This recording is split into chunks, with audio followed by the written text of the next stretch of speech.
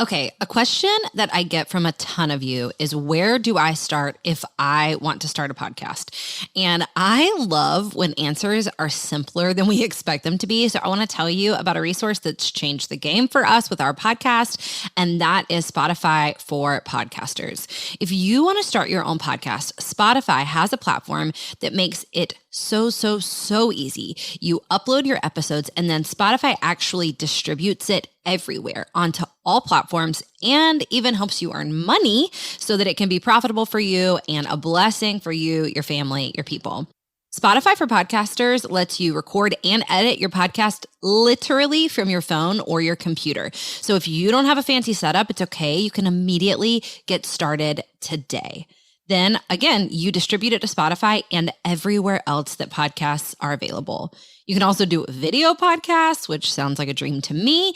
And when you want to take conversations with your people to the next level, you can do Q&A and polls, all sorts of fun things. You can earn money with ads and podcast subscriptions, or you can just get started using what you've got for the good of others and the glory of God. Check out Spotify for Podcasters. I use it. I love it. I highly recommend it.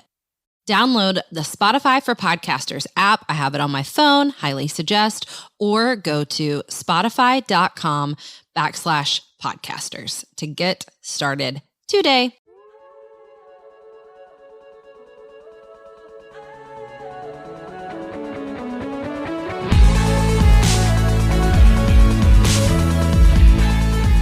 Hey friends, you're listening to the Go and Tell Gals podcast, and I'm your host, Jess Connolly.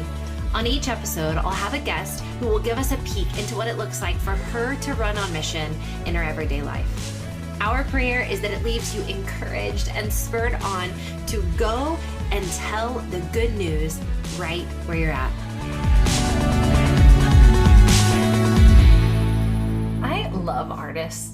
Do y'all love artists? I mean, they make the world so beautiful. They show us so much of who God is and how much He loves us by bringing their color and their gift to the table. Today, we've got one of my favorite artists. Her name is Jena Holliday. She's the founder of Mother Creative Co. and Spoonful of Faith. And this episode is all about hearing from God and making it all fit. So I know you're going to be blessed. Enjoy, pull up a cup of coffee or tea or a big glass of water, and let's pray for ears to hear what God might need us to hear today.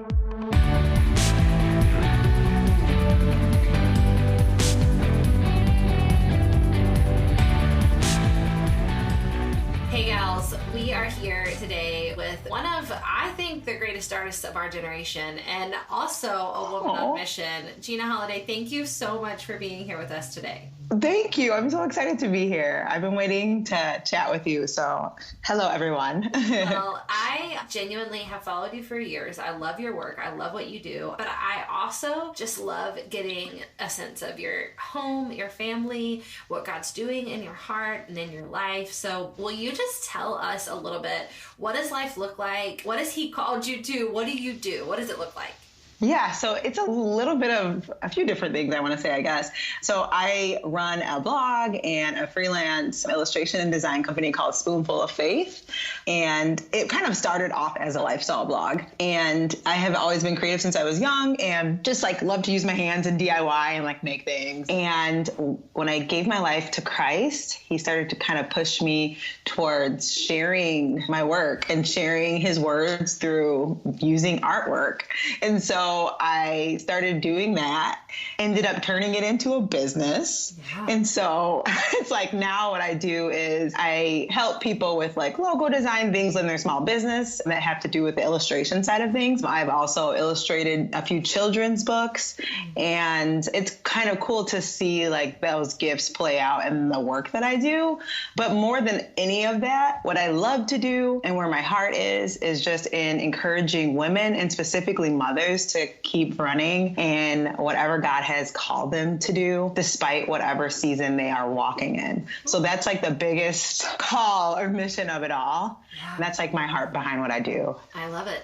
I know right now women are going to want to hear about that. What does that look like for you? What does it look like doing what you're supposed to do, even if it doesn't necessarily seem to fit with the pattern of your season? Yeah. So I think Man, that's a loaded question. That's a big question. I would say that I kind of was just doing illustration and doing artwork as something that I love to do as a hobby, more or less. And I think that's where, I don't know, I feel like that's where God always got the glory initially from me.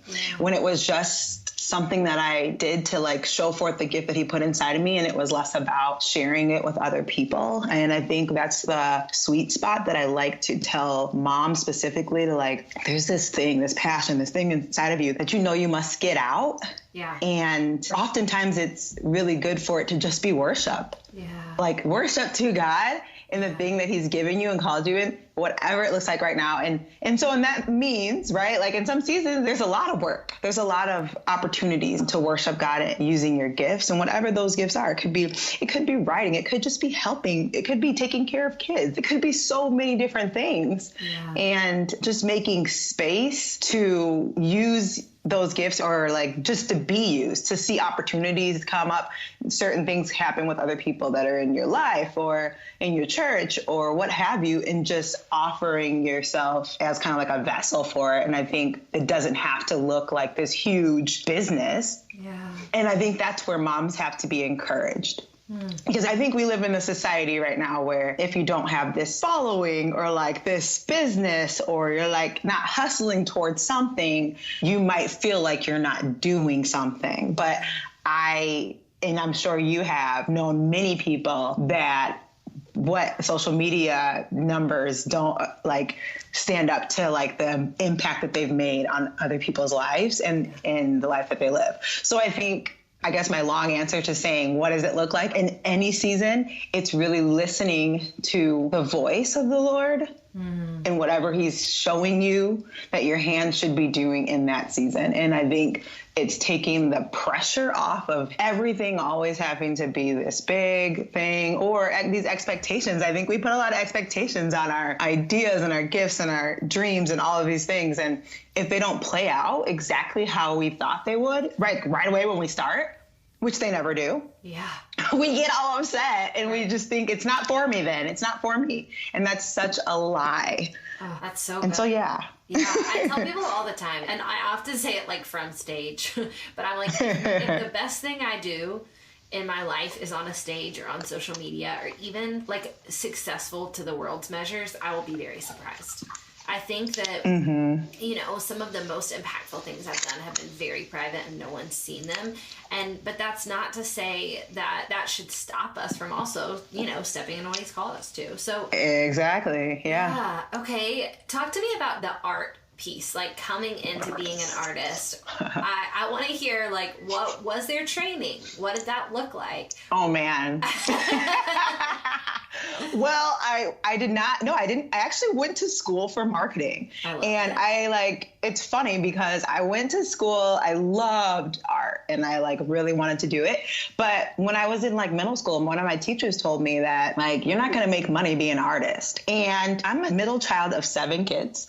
My parents took very good care of us, but I didn't grow up with a lot of things. Mm-hmm. So making money was an important thing for me to be for my future. Well, okay, I want to have a good job so I can make money so I can take care of myself, etc. Yeah. And so when my teacher said that to me, I was like, well, I guess I will try to get in the most creative side of business, which was marketing to me. Yeah. So I went to school for that and worked in digital marketing and social media. And so that's kind of where my background lies. And then fast forward to 6 years ago. Now, I grew up in the church, and my dad's actually an assistant pastor. But when I turned about 18, I just decided not to go to church anymore. And that was a decision that was definitely impactful in my life. But I just grew up kind of in a legalistic type of setting where I didn't really have a relationship with Christ. Yeah. And so that just led to some really unhealthy thoughts and ideas around God. And so when I turned 25, I heard the voice of the Lord. I can't explain it to anybody unless you heard it, Yeah. And it's just one of those things where it's I can tell the story, and it was such an impactful light and change of direction in my life. And God just spoke into my heart and said, why are you looking left and right and asking everyone else where you should go and what direction you should take except for the one that created you? And ever since then, I I started to follow him and I started to listen to his voice. I started to just like attend church and get connected and started really creating a relationship and building a relationship with Jesus. And he just is like, there's so many gifts that I've put inside of you. Like I have hidden so many things inside of you and I want them to come out. And I was just like, okay, well, like I used to draw like when I was younger, but like I had put away so many of these things for so many years because I believed the lie that it wasn't gonna benefit me. It wasn't going to make me money or it was going to be a waste of my time. And so he was just like, do it for me as a gift. I never went to art school. I never, like now I've taken some different classes in art to like help as I'm growing in that gifting. Yeah. But before I started Spoonful of Faith, I never took a class. I just started to draw. What I really did was I tried to turn off a lot of the images of other people's work. And I started to just focus on like what I wanted to show God. So like I would turn on worship music and I would just draw something and it might be a scripture or like something that related to something that was going on in my heart. And I started to share my work online and people just started responding to it really well and asking me, why wasn't I doing this? Or people started to commission me. Can you make something for me? Can you do this? And I'm like, it was kind of a happy surprise to see that people were actually interested in it because it was something that I was just doing from my heart to like worship the Lord. So I did not have any formal training. And I think that was a big fear to get over because I felt like, was I good enough? How could I consider myself an artist when I've never been like technically trained? I didn't want to be looked down by people in like the art community because I was calling myself something that I didn't go to school for. There was a lot of lies that I had to come against in my own heart and then just opinions I thought other people would have. But it was like funny enough thinking back now, I don't think a lot of people had those opinions. I think those were just in my head, in my heart, and just a way to stop me from doing what God had called me to. Okay, tell me this. What does a day in your life look like? Art, kids, spending time with God, all of it. Yeah, so it looks different every day. I have a 4-year-old Layla and a 2-year-old AJ. Layla just started preschool this year. So we're in a different season now where she's kind of out of the house a few days of the week and AJ is with me and I can handle him one-on-one. So what I like to do, you know how it is, he's 2. So it's like he's either into everything or and that's usually when his sister's around. But if it's just me and him, we can do it. So I work from my house. I work from home. Yeah. And that's also been like tough in certain seasons. I'm kind of coming to a point where I'm like, I have to like get out of the house and have dedicated time somewhere else, you know? Yeah. I'm sure you know. So generally what I do is I wake up, I take Layla to school.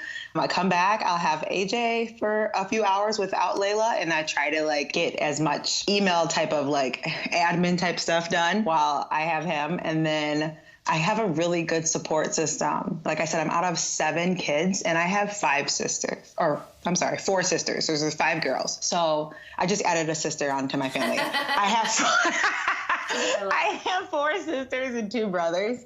And we're just very family oriented. So anytime I need help, I am so blessed to have people that are able to like help me and take my kids. And then my husband, the way that his schedule works, he can be home a couple of days out of the week. And so it's just like really cool to see how it's worked out that I've been able to do what I do.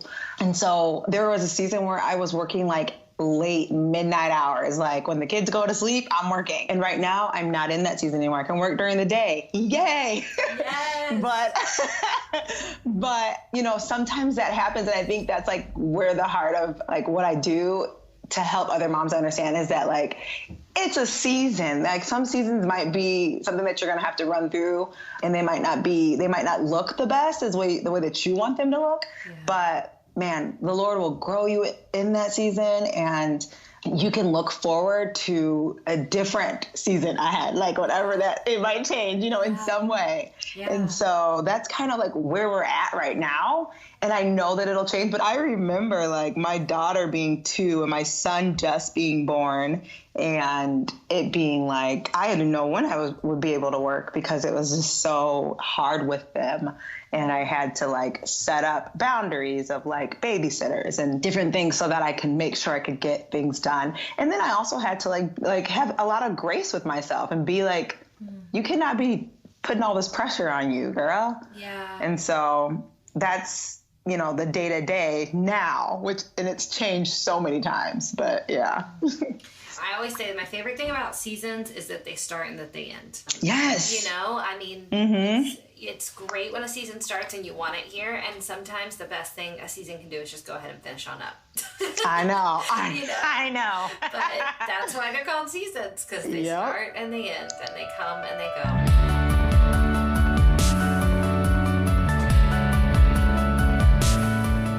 Hey friends, I want to take a minute in the middle of this podcast to make sure that you know about Go Teams.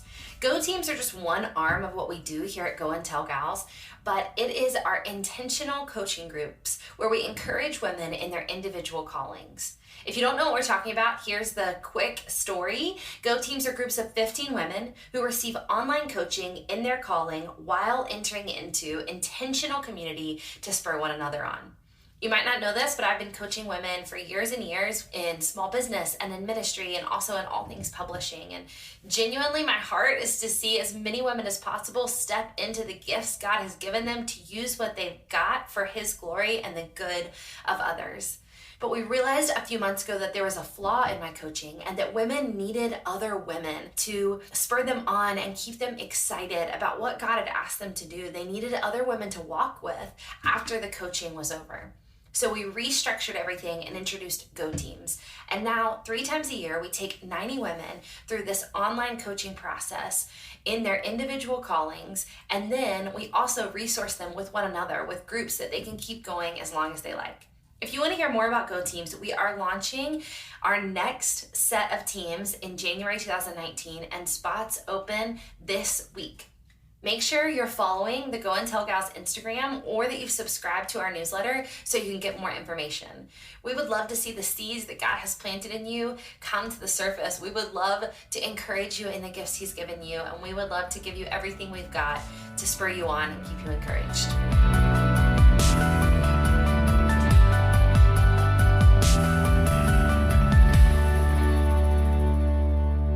Okay, what's a challenge that you're dealing with right now, and how is God meeting you in that? A challenge. I think a challenge for me right now is time management. Yeah. I would say that like it's something that I just being a mom and with kids and running a business and working from home, there's a lot of things I have to like make sure I'm on top of with my time. Sure. And so since Layla just started preschool and I'm like, praise the Lord, because I have a few hours, a few days a week. We're just transitioning into a different time in our lives. And so I've had to work with that, like with managing my time. And I think another thing that the Lord is like, He's challenging me to do something right now. At the beginning of this year, I launched this like online community called Mother Creative. And I kind of came away from it. About the middle of the year, I just wasn't really posting as much for it. And He's just really like, it's funny because about a couple weeks ago, He just laid it on my heart really heavy again. Like, I never told you to walk away from it.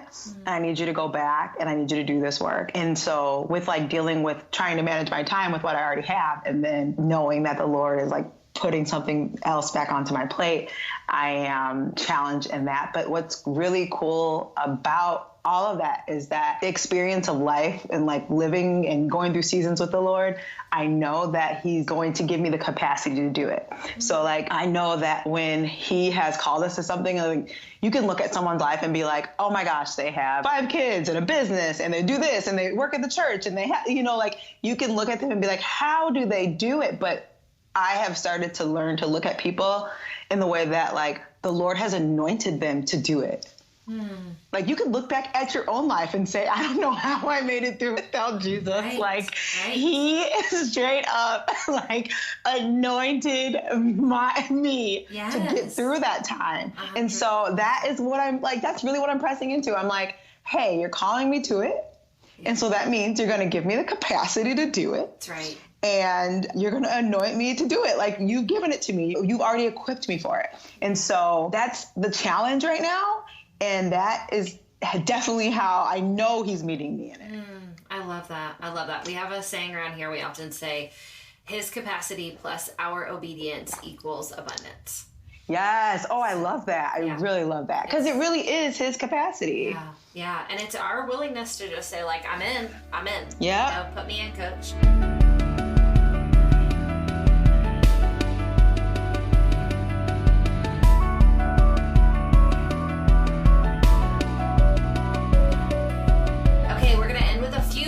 Questions for you. The first that I haven't prepped you for is, do you care about the Enneagram, and do you know what number you are? I do care about it, and I'm a 7 wing 8. Okay, I love it. I'm an 8-7. Really? So I am feeling the 7 wing 8 vibes. I love it. So good. So good. I love a 7. Now, here's what I notice about 7s is that they don't like being 7s. Is that true for you? Okay, kind of, yeah. Like, when I read what a 7 is, I'm like, I don't like that, but I am a 7. And I'm like, but I want to be more of the 8. It's interesting. I find that there are certain numbers that are really okay with themselves. And this is not true across the board. Like, it's different for everybody. But, like, 8s are usually okay being 8s. Like, I have a few friends who are 8s, and I have a few girlfriends who are 8s. Like, we call ourselves lady 8s. And we're like, we love being 8s. Like, I feel that way. I'm like, I love being an 8. And I also love being a 7 wing. But everyone I know who's a 7 is like, oh, come on. I know. That's how I feel. I'm like, really? That's not, no. I am. I know I am. But we need 7s. We need 7s. We need you in our lives. We need you bringing the fun and bringing the enthusiasm. Yeah, no. It's good. I find also 1s like being 1s. But they're okay being 1s, but I think almost every other number is like, man, wish I wasn't a 2. Like, I wish I wasn't a 7. I know. See, that's why I took it a few times, because I'm like, are you sure? And I'm definitely a 7. So. Well, we're so glad you're a 7.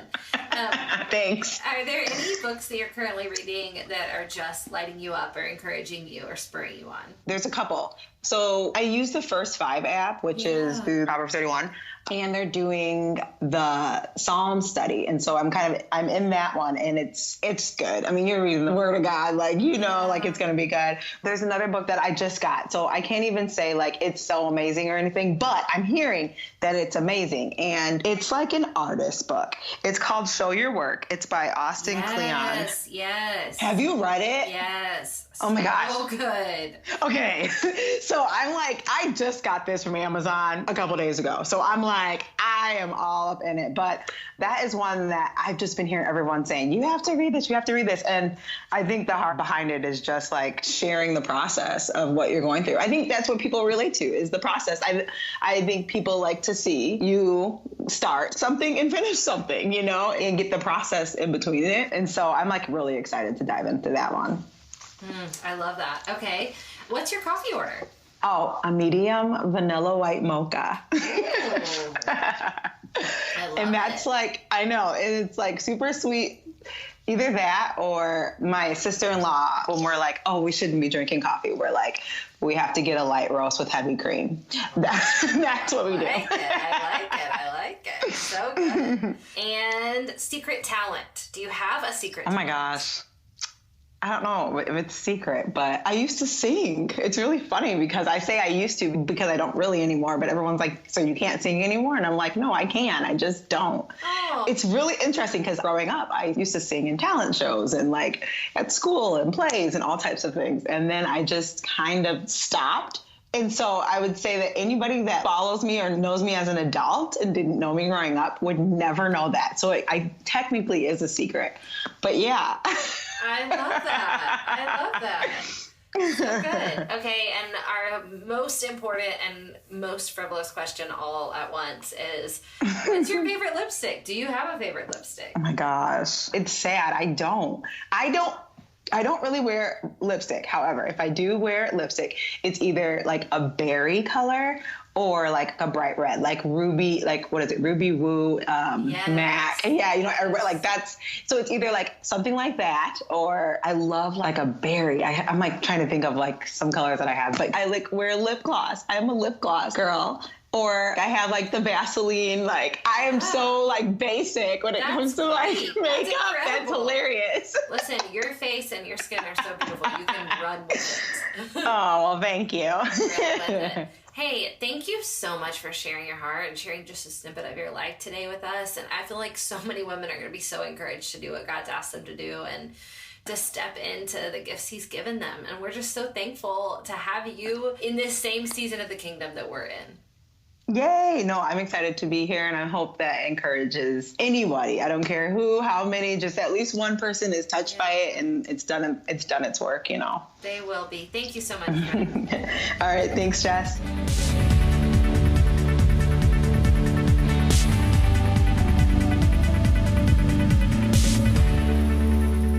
I'm not sure what kind of season you're in, but here's what I'm taking away from that episode with Jena and that I'm massively encouraged by. Seasons start and end, and a new season might already be on the way for you. What would it look like to soak up the season you're in right now, to thank God for it, and to ask him for more of his capacity to accomplish whatever he's asked you to do in this season? And what would it look like to just be thankful for where he's brought you to, while also prayerfully looking forward in a hopeful way to the season that's to come? The best thing about seasons is that they start and they end. And the best thing about this podcast is that even though this one's ending, I can't wait to be with you guys again in a few days. I'm so thankful for you. I'm so thankful for what he's doing in your life today.